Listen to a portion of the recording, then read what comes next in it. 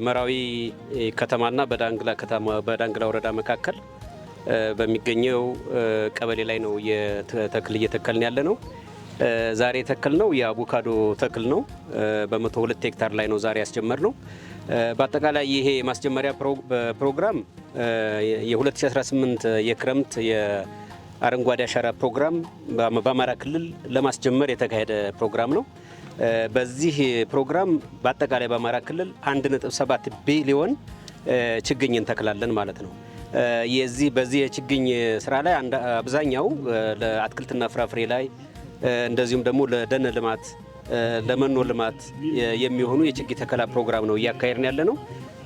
ይሄ ወደ 5 ሚሊዮን የሚሆን ህዝብ ይሳተፋል ብለን ነው አቅደን እየተንቀሳቀስን ያለ ነው። በክረምቱ በሙሉ በዚህ በጣም በርካታ ሄክታር መሬት ይሸፈናል ብለን ነው የምንገምት። ባለፉት ዓመታት ያው የክልላችን የደን ልማት እጅግ በጣም ዝቅተኛ በሚባል ደረጃ ላይ ነው የነበረው። በአሁኑ ሰዓት ከ18 በመቶ በላይ የክልሉ ደን ሽፋን ደርሷል ማለት ነው። ይሄ ባለፉት ዓመታት በተደረገው የደን ልማት ወይም የአረንጓዴ ልማት በተለይም ደግሞ ባለፉት 8 ዓመታት የተካሄደው አይነተኛ ለውጥ ነው ያመጣ በሀገርም ደረጃ በክልላችንም ማለት ነው።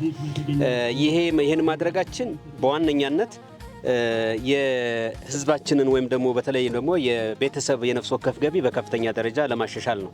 አሁን እዚህ ማሳ ላይ እንደምታዩት ይሄ በጀርባ የምትመለከቱት የአርሶ አደሮች መሬት ነው። አርሶ አደሮች ከዚህ ቀደም የተከሉበት አሁንም እየተከሉበት ያለው ወደፊትም የበለጠ እንዲሰፋ የምናደርገው ነው።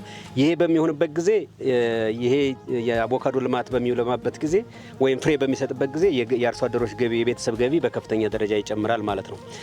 በአጋጣሚ ሆኖ እዚህ ቀጠና ላይ አቮካዶን በማልማት ወይም እዚህ ያለንበት ቀበሌ ላይ ማለት ነው ኤክስፖርት የሚያደርግ ቀበሌ ነው። ኤክስፖርት በማድረግ አንዱ የሜጫ ወረዳ ይታወቃል። ከዚህ ውስጥ ደግሞ ይሄ ቀበሌ ነው በዋነኛነት ቀደም ሲል እንዳያችሁት ማለት ነው።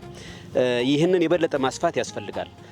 በአማራ ክልል በዚህ ዓመት በዚህ በምዕራብ አማራ ቀጠና በዋነኛነት 2 የአትክልትና ፍራፍሬ ልማት ላይ የምናተኩርባቸው የአትክልትና ፍራፍሬ አይነቶች አሉ።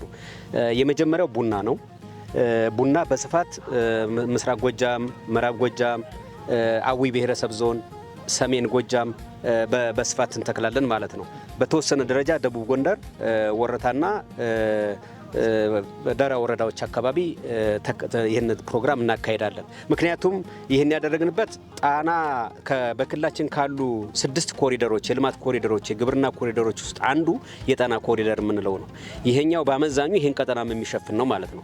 ይሄ ቀጠና ለአትክልትና ፍራፍሬ በተለይ ለቡናና ለአቮካዶ የተመቸ ነው ብለን የምንወስደው ማለት ነው። ሁለተኛው የምናለመው በዚህ ቀጠና ላይ አቮካዶ ይሄ እንዳያችሁት በእነዚህ ቀደም ሲል በገለጽኳቸው ወረዳዎች ይካሄዳል ማለት ነው። ሁለተኛው በምስራቅ አማራ ቀጠና በተለይም ደግሞ ከሸዋሮቢት እስከ ራያ ድረስ ያለው የራያ ባሌና የጫፋ ሸለቆ ብለን የምንጠራው ሙዝና ፓፓያ የምናለማባት ነው። ይሄ ማለት በዋነኛነት ገለጽኩት እንጂ ሌሎችም የአትክልትና ፍራፍሬ አይነቶች አሉ ማለት ነው። ይህን እናደርጋለን በዚህ ዓመት ማለት ነው።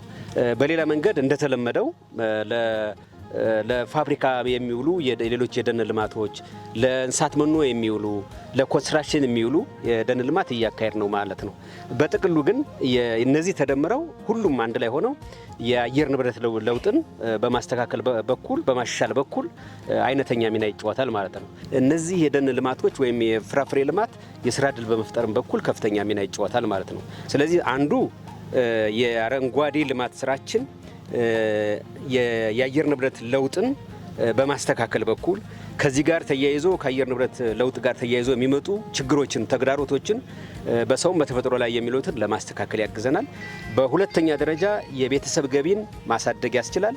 የቤተሰብ ገቢ ካደገ ደግሞ የሀገር ገቢ በከፍተኛ ደረጃ እንደሚጨምር የታወቀ ነው። የሀገራችንን ኢኮኖሚ ለማሳደግ አይነተኛ ሚና ይጫወታል ማለት ነው።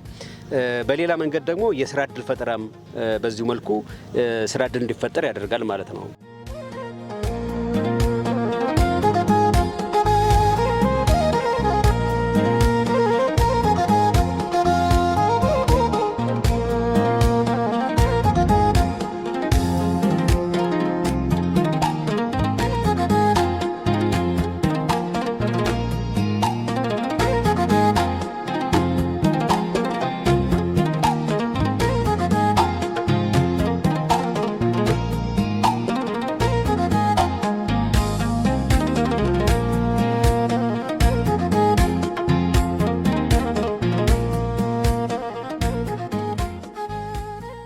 የዛሬው ፕሮግራም ዋነኛ መርሃችን ተስፋን እንትከል በሚል መርሃ ግብር ነው እያካሄደ ያለ ነው።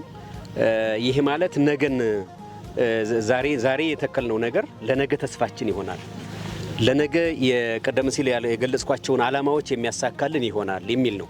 ይሄን ዓላማ በማሳካት በኩል በመጀመሪያ ደረጃ በየደረጃው የሚገኘው የአመራራችን የመንግስት አመራሩ ይህን ስራ በንቅናቄን መምራት መቻል አለበት። በየአካባቢው፣ በየቀበሌው፣ በየመንደሩ፣ በየወረዳው ይሄን ማድረግ አለበት ማለት ነው። ሁለተኛ የሚመለከታቸው ሙያተኞች፣ የዘርፉ ሙያተኞች ለአርሶ አደሩ ወይም ደግሞ በዚህ ስራ ላይ ለሚሰማሩ ባለድርሻ አካላት ሙያዊ ድጋፍ ማድረግ አለባቸው ማለት ነው።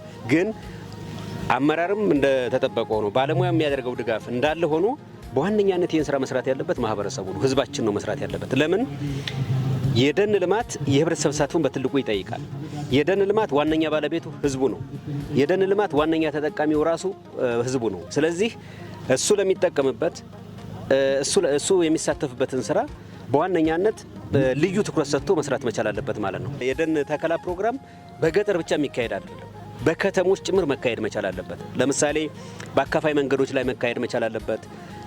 ጥብቅ በሆኑ ደኖች ላይ፣ በከተማ ዙሪያ ባሉት ላይ፣ ከተማ ውስጥ ባሉ ለአረንጓዴ ልማት በተከለሉ ቦታዎች የከተማው ህዝብ ወጥቶ መትከል መቻል አለበት። በትምህርት ቤቶች መትከል አለበት። በልዩ ልዩ ተቋማት ተከላ ማካሄድ መቻል አለበት። እንደየስነ ምህዳሩ እና ምክር ሀሳብ በተሰጠባቸው ተክሎችን መሰረት አድርጎ ችግኞችን መሰረት አድርጎ መስራት መቻል አለበት ማለት ነው እና ጥሬም በዚህ ክረምት በየወረዳው በየቀበሌው በታቀደው መሰረት የችግኝ ተከላ ፕሮግራማችንን የአረንጓዴ ልማት ፕሮግራማችንን ተስፋን እንትከል በሚለው መርሃችን መሰረት እውን እንዲያደርግ በዚህ አጋጣሚ ጥሬንም ለማስተላለፍ ሞክራለሁ።